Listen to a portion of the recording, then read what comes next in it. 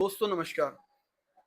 दोस्तों, मैं जब भी आप लोगों के बीच में आता हूँ, तो आप लोगों के लिए सुप्रीम कोर्ट के और केंद्र सरकार के, राज्य सरकार के ऐसे-ऐसे नियम व कानून खोज कर लाता हूँ, जिससे मेरे देश के करोड़ों सरकारी कर्मचारियों के जीवन में हमेशा खुशियाँ बनी रहें। दोस्तों, आज भी मैं आप लोगों के लिए एक ऐसा मुद्दा खोज कर लाया हूँ, जिसको सुनकर आप लोग प्रसन्न हो जाएँगे, आपके जीवन में खुशियाँ फैल जाएँगी। दोस्तों, जो मेरे मित्र मेरे अभी यूट्यूब चैनल से नए जुड़े हैं, प्लीज़ वो मेरी वीडियो को लाइक करें और सब्सक्राइब करें। दोस्तों, आपसे आज मैं एक ऐसे मुद्दे पर बात करने आया हूँ, जो वीडियो मैंने सरकारी कर्मचारियों की डिमांड पर आज तैयार की है। दोस्तों, आप मेरी वीडियो में कंटिन्यू बने रहना, अंत तक बने रहना। मैं आपको एक ऐसे मामले पर समझाने जा रहा हूँ, जिसको आपने सुन लिया और समझ लिया, तो देश का कोई भी सरकारी कर्मचारी बैंक से लोन लेना छोड़ देगा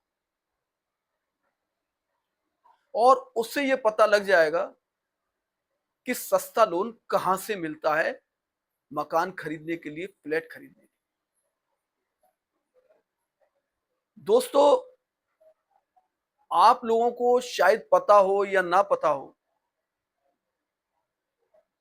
बैंक के अलावा विभाग आपको एक ऐसी चॉइस भी देता है कि अगर आप विभाग से मकान बनाने के लिए, प्रॉपर्टी खरीदने के लिए, फ्लैट खरीदने के लिए अगर लोन लेते हैं,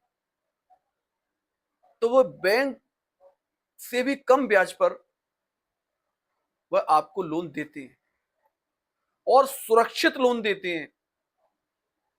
आपको लोन भी मिलेगा और किसी भी प्रकार की आपकी विभागीय जांच भी नहीं होगी कि आपने विभाग को बिना बताए इतनी बड़ी संपत्ति बना ली। दोस्तों, हर सरकारी कर्मचारी का एक सपना होता है कि मेरा एक सुंदर सा घर हो और उसमें मैं अपने परिवार के साथ रहूं। तो आज मैं प्रत्येक सरकारी कर्मचारी को यह बताऊंगा कि मकान बनाने के लिए सस्ता लोन आपको कहां से और कैसे मिलेगा और वह सुरक्षित भी होगा। इन 3 बिंदुओं पर आज की ये वीडियो है। दोस्तों, सबसे पहले, अगर आप चाहे केंद्र सरकार के कर्मचारी हैं या राज्य सरकार के कर्मचारी हैं, तो विभाग आपको हाउस बिल्डिंग एडवांस यानी एचबीए की सुविधा देता है। कोई भी विभाग हो सरकारी, वो इस सुविधा को अपने कर्मचारियों को अवश्य देता है। अब एचबीए के 3 सबसे बड़े आपको फायदे बताता हूं। नंबर 1, कम ब्याज पर यह मिलता है। जहां प्राइवेट बैंक या सरकारी बैंक आपसे भारी भरकम ब्याज वसूलते हैं, वहीं एचबीए का सिंपल इंटरेस्ट बहुत कम होता है। नंबर 2, आसान किस्तों में इसे आप दे सकती हैं। एचबीए की सबसे अच्छी बात यह है कि शुरुआत में सिर्फ मूलधन आपकी सैलरी से कटता है और जब वो पूरा हो जाता है, तब ब्याज की किस्तें शुरू होती है।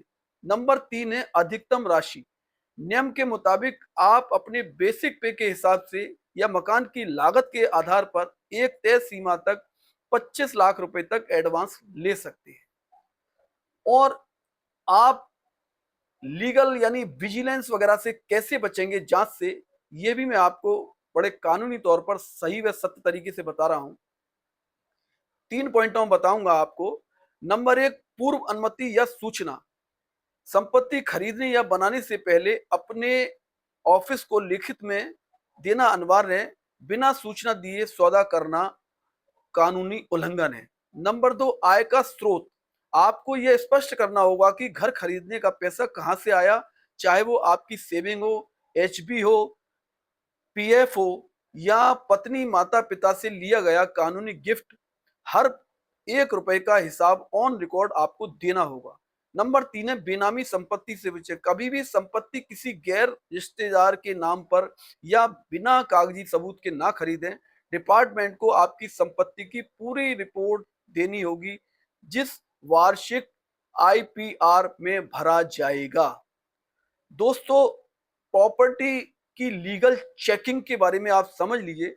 जब भी आप जमीन या मकान खरीदें, इन डॉक्यूमेंट का विशेष ध्यान रखें। Number 1, title deed. वह जांच लें कि विक्रेता ही संपत्ति का असली मालिक है। नंबर 2, इनकम्बेंस सर्टिफिकेट यानी ईसी। इससे पता चलता है कि संपत्ति पर कोई पुराना कोर्ट केस या बकाया तो नहीं है। Number 3, RERA approved. अगर आप किसी बिल्डर से फ्लैट ले रहे हैं तो प्रोजेक्ट का रेरा रजिस्टर्ड होना अति आवश्यक है। दोस्तों, मैंने इस वीडियो में आपको इतनी अच्छी बातें बता दी हैं कि कोई भी सरकारी कर्मचारी अपने विभाग से कम ब्याज पर ये लोन ले सकता है और पूरा सिक्योरिटी वाला लोन है। आपकी विभाग में भी किसी प्रकार की कैसी भी विजिलेंस की जांच नहीं होगी। ये एक सुरक्षित लोन है। तो दोस्तों, अगर ये वीडियो मेरी आपको अच्छी लगी हो तो आप मेरी वीडियो को लाइक करें, सब्सक्राइब करें, शेयर करें।